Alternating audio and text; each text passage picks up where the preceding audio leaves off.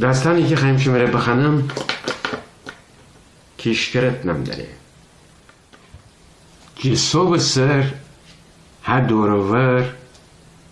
دورزی اموی سرا کچی سب در لچه نیشتی یکی دیوار سفالچین سر چند تا کشکش کدی بازون وریشتی شوی ایته ده دورزی دوارده اموی اولا مرندنم نه کی مرندنم مرا حالی نو ننم چندمی بار بو بیدم بلاورس شه ها دورشر ایتا دورزنه دوبارده ایه ها دست باقی میان ایجا نشینه گه کچ هرچی هیشت کدیم پیشت کدیم خوره ننهی دورزی هنده دوبارده اموی یواش مرا جمجمه شو هو ایبچه که کتاب جا بخنده بوم مرا پاک جختره شو کتاب لایه دوستم شون بجیر چند تا گیل بوده اوستادم باردم بنا میویشه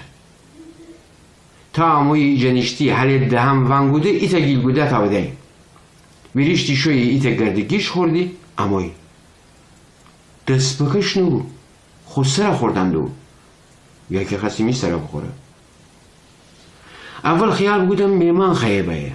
معقول اتوی اگه میمان خیبه صوبدم ایه ایجا نشینه چند تا کچکش کنه بازون خورای گیره شه چطور بابا دوبارده بایه ندی اتو تازه نمی مو تکبو نمی چوم پیرت بپرکست نه یکی کفش لنگه جفته بو ننم بلاورس چی خیه لب مرا خوام را تی تلا کود کتاب مرا ده هیچی حالی نو بایی کشکش اوخان می کلیه پورا کده بو افتاب خوزردنیزنه همه جا بکشته بو تلاکوتن کوکرکو بکفته بو گاگلف دور نزدیک جا ورزاخوسو لیشن مله اموی تاکتو کم کبکبه مرا ده دیره بانده بو ترسه امراده که فهمی دنبال سر باید بازون ایجا مرا تگنات آوده توک بزنمی چومانه یکی می شانه سر بینیشنه خوب بالم هیچ تغان نده یکی حتی کچکش بکنه کویان او خاندگانه ننم بلاورس چی بیده بو که جا اول صبح خو کچکش اره کوگا تامتومیه وی خانماوتیه خو سر بنابو مرا